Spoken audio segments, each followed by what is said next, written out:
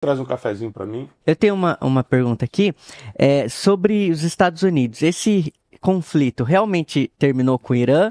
A gente pode ver ataques nos próximos dias, até o Irã com Israel? Como que tá na paz mesmo? Olha, o problema não foi resolvido porque o regime iraniano continua no poder. Uhum. Então, imagina que... Os ayatollahs, né? Isso. Que são os clérigos, os religiosos, a teocracia iraniana, ela continua de pé. A ideologia por trás do que queria destruir Israel e construir a bomba atômica continua no poder. O Irã foi atacado e percebeu que ele pode ser destruído e derrubado. O que ele vai fazer então? Ele vai simplesmente, mais do que nunca, agora, ir em busca de conseguir a bomba o mais rápido que puder. Então, o problema não foi eliminado por completo. Uhum. E Israel sabia que o problema não seria eliminado por completo, a não ser que o regime fosse derrubado. Uhum. Os Estados Unidos não deixaram Israel assassinar ou eliminar o Ayatollah, o líder supremo, o Khamenei. E com isso, o problema existe. O problema vai voltar. É uma questão de tempo, mas pode ser que leve muitos anos. Lembrando que o Irã, antes desse regime, era um país livre, super avançando, modernizando.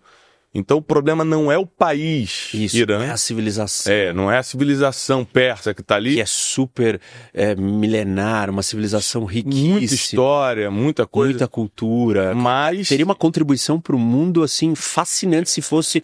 O Irã seria uma grande potência mundial se livrasse do regime político que está agora, que por ser teocrático, que é teocrático, ou seja, eles acreditam que Deus, Alá, que é o Deus dos muçulmanos, está governando. Então, eles não fazem o que querem, mas fazem a vontade de Alá na vida das pessoas. Então, o regime teocrático é perigoso até pra gente, sendo cristão, você na religião quer, porque aí você está impondo o que você acredita para todo mundo. Esse é um perigo. E assim, você não pode aceitar ou criar uma sociedade onde cada um vai ser obrigado a adotar o mesmo princípio no mesmo grau que você escolheu para a sua vida. Uhum. Porque até de um ponto de vista talvez mais espiritual, cada pessoa está no seu estágio. E você não pode impor ao outro o caminho dela. Você criar uma sociedade onde você impõe regras religiosas, e não é qualquer regra religiosa, isso também é importante, né, Tiago? Que é uma interpretação deles fundamentalista, radical, extremista. São regras religiosas que tocam na vida de outras pessoas, como, por exemplo, assassinar judeus e cristãos, por exemplo. Ou, por exemplo, o papel da mulher na sociedade. O que uma mulher pode fazer? O que ela não pode fazer? Isso você fere a liberdade. Recentemente eu vi uma reportagem, se eu não me engano, foi na Espanha, onde religiosos extremistas islâmicos estavam andando pela rua, batendo nas portas dos restaurantes que estavam abertos, porque era época de Ramadã. Isso. E eles queriam que os restaurantes fechassem em respeito ao jejum deles. Ou seja, gente, chega a ser absurdo. Absurdo. Você querer que o cara respeite, faça jejum contigo porque a tua religião... Então, um dos avanços da humanidade, você me perguntou no começo da conversa, por que a gente entra em guerra? E as guerras são sempre por razões políticas. Não política de partido, de direita e esquerda.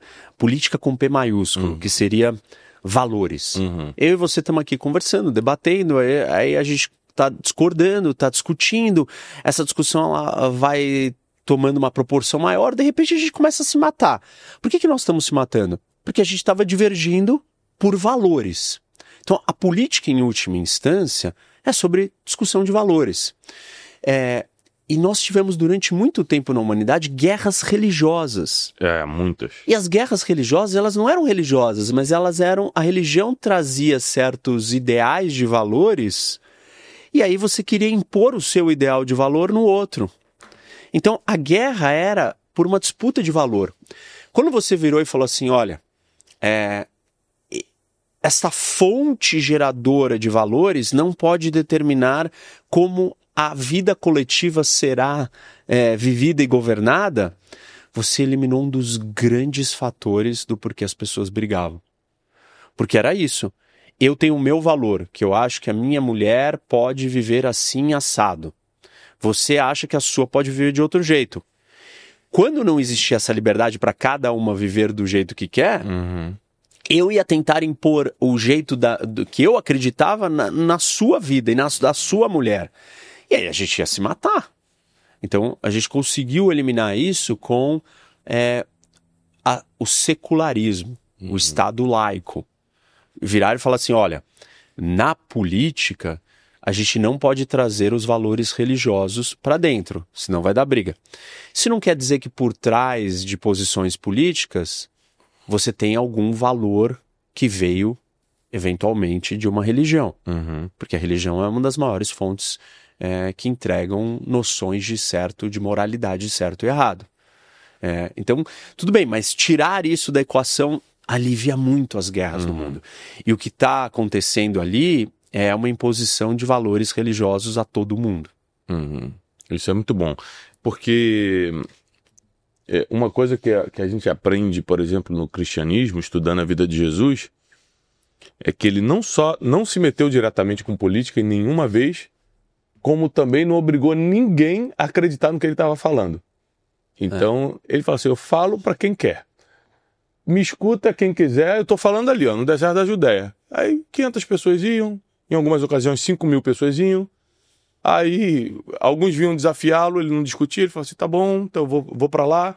Ou seja, quando você vê o movimento de Cristo na Terra foi extremamente pacífico.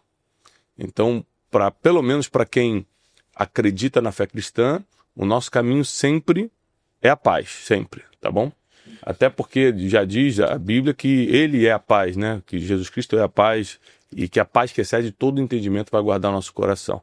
Teixeirinha. Professor, o que tem de tão valioso no território de Israel que faz com que ele esteja em guerra com todos os países em volta dele? Existem várias maneiras da gente analisar isso, né? Talvez uma aqui mais conectada com o tema de vocês é a história, é a religião. Então, né, Israel é o berço das 3 religiões monoteístas. E são 2 delas são gigantescas e uma é muito pequena. Mas essas 2 vieram como um produto desta primeira. Então, é um lugar de importância de algo que mexe com fé, com crenças profundas, com moral, com valores transcendentais. E isso mexe com paixões, invariavelmente. Mexe com coisas muito básicas, não é? Tipo, eu queria que esse microfone fosse preto. Aí você fala, pô, tá bom, rock, tipo, pode ser preto, você quer mudar de cor? Não, isso não afeta a sua vida profundamente. Agora, quando eu virar pra você e falar assim, olha, a sua mulher tem que viver desse jeito... Tem que usar esse tipo de roupa. Isso, começa a afetar a sua vida num lugar mais primário, mais fundamental, mais básico. Então, nesse sentido, aquele território, aquele lugar, mexe com essas paixões mais básicas e profundas do ser humano. Essa é uma das explicações. Depois tem muita história tem muitos acontecimentos. O que significa dizer que tem muita história? Tem muita coisa que já aconteceu. Muita coisa tem muita bagagem, tem muito peso, tem muita mágoa, tem muito ressentimento, tem muita vingança, tem muita coisa muita briga que aconteceu ali para ser carregada com você.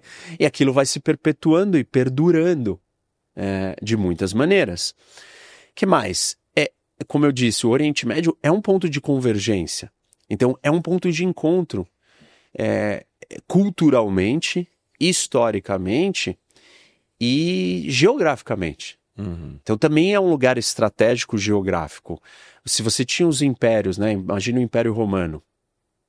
Ele vinha expandindo e para ele evitar que os impérios do Oriente conseguissem chegar até ele, ele precisava ancorar, a gente chama isso de geopolítica, você fixar um ponto no ponto de entrada do seu domínio, da sua área. Qual é esse ponto? A entrada do mar Mediterrâneo, que é a costa do Levante, que é essa região da costa ali do Líbano, Israel e um pedaço ali do Egito. Quem dominar ali impede que o outro exército que está vindo, né, ou que as outras forças, ou que o outro império que está vindo do Oriente consiga construir uma base, e dali ele consegue lançar uma operação naval, ou ele tem uma plataforma de lançamento para já estar dentro do universo ocidental. Então, tanto o Oriente, os persas, os babilônicos, ou sei lá, várias outras civilizações precisaram ancorar ali, como os britânicos, os romanos, os outros do Ocidente também precisaram ancorar ali, ou os otomanos, seja lá qual for dos impérios. Então, aquele lugar, quem controlar aquilo, consegue brecar o avanço de forças muito maiores que estão vindo de um lado ou do outro. Essa é uma outra explicação mais geopolítica do porquê que aquele lugar é estratégico. Historicamente, se a gente analisar até pelo lado bíblico, Israel sempre, de alguma forma, esteve em guerra. Ou com os babilônicos, ou com o Império Persa, sempre teve... E se você analisar os últimos séculos, Jerusalém foi destruída 14 vezes nos últimos séculos. Então, sempre foi um país de conflitos.